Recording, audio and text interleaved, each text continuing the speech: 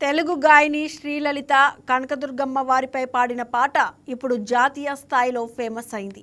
ఎందుకంటే శ్రీలలిత పాడిన భక్తి పాటను ప్రధాని నరేంద్ర మోదీ సోషల్ మీడియా వేదికగా షేర్ చేయడమే ఇందుకు కారణం. విజయవాడ సత్యనారాయణపురానికి చెందిన శ్రీలలిత కనకదుర్గ మహాప్రమావిత అంటూ ఓ పాటను ఇంద్రకీలాద్రి కనకదుర్గాదేవి గురించి 2025లో దసరా సందర్భంగా ఆలపించారు. అప్పటి పాట యూట్యూబ్ లింకును షేర్ చేసిన మోదీ దుర్గాదేవిని ఆరాధించడంతో మనసు అపారమైన శక్తి సామర్థ్యాలతో నిండిపోతుందని అన్నారు. శ్రీలలిత భక్తి పాటను ప్రధాని మోదీ షేర్ చేసినందుకు విజయవాడ పశ్చిమ ఎమ్మెల్యే సుజనా చౌదరి ధన్యవాదాలు తెలిపారు. తన పాటను మోదీ మెచ్చుకోవడం ఎంతో గర్వకారణమంటున్న శ్రీలలితతో బిందు ఫేస్ టు ఫేస్.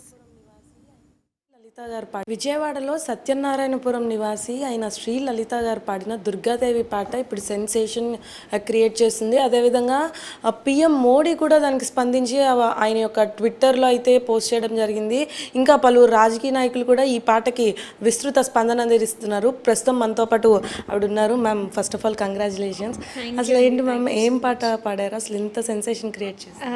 ఇది కనకదుర్గ అమ్మవారి మీద పాట అండి. నేను 2025 దసరా సిరీస్లో పాడాను అనమాట. అంటే నేను గత 7 ఇయర్స్గా ఈ దసరా సిరీస్ చేస్తున్నాను. అంటే ప్రతి ఇయర్ దసరాల్లో 10 పాటలు అమ్మవారి గురించి పాడుతూ ఉంటాను. సో అందులో భాగంగా 2025లో నేను దుర్గా అమ్మవారి మీద పాడిన ఈ పాట ప్రధానమంత్రి ఆయన షేర్ చేయడం జరిగింది. చాలా చాలా సంతోషంగా ఉంది ఆ వార్త వినంగానే. అసలు ఎప్పటి నుండి మ్యామ్ మీ సాంగ్స్ మీకు చిన్నప్పటి నుండి ప్యాషనా, లేకపోతే ఎలా మ్యామ్? అంటే చిన్నప్పుడు మా అమ్మ నాన్న అంటే ఇద్దరు పాడతారు సింగర్స్. మా అమ్మ అనుకున్నారనమాట నన్ను సింగర్ చేయాలి అని చెప్పి. సో దాని ప్రకారంగా ఆవిడ చాలా ఎంకరేజ్ చేశారు. మా నాన్న నాకు పాటలు నేర్పించారు. అలా స్టార్ట్ అయింది. దాని తర్వాత చాలామంది గురువుల దగ్గర నేను నేర్చుకున్నాను. ఇప్పుడు ప్రస్తుతం మోదుమూడి సుధాకర్ గారి దగ్గర నేర్చుకుంటున్నానండి. పిఎంఏ కాకుండా ఇంకా అంటే పలువురు ఎమ్మెల్యేలు కానీ మినిస్టర్లు అందరూ స్పందిస్తున్నారు. అసలు ఎలా అనిపిస్తుంది? ప్రధానమంత్రి స్పందించారు అంటే చాలా చాలా సంతోషంగా ఉంది. అంటే చాలామంది అంటే మీరు చెప్పినట్టుగా అటు చంద్రబాబు నాయుడు గారి దగ్గర, తర్వాత వాళ్ళ మిస్సెస్ భువనేశ్వర్ గారి దగ్గర కూడా చాలా ప్రోగ్రామ్స్ పాడాను. సో ఇప్పుడు ప్రధానమంత్రి గారు చూసి ఆయన అభినందించడం ఇంకా ఇంకా చాలా సంతోషంగా ఉంది. అసలు మీరు పాడిన పాట సెన్సేషన్. అసలు ఆ పాట ఏంటో కొంచెం మా వైకిటీవీ ప్రేక్షకులు. షూర్ అండి. ఇది యాక్చువల్లీ మా మావయ్య వాళ్ళ దగ్గర నేర్చుకున్న భజన సంప్రదాయమైన పాట అమ్మవారి మీద.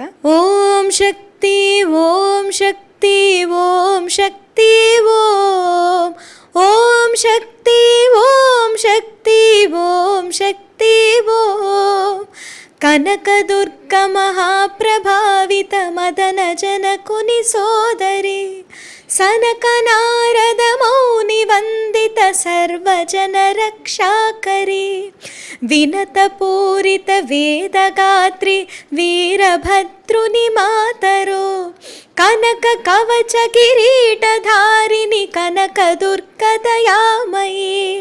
ఈ పాట అండి.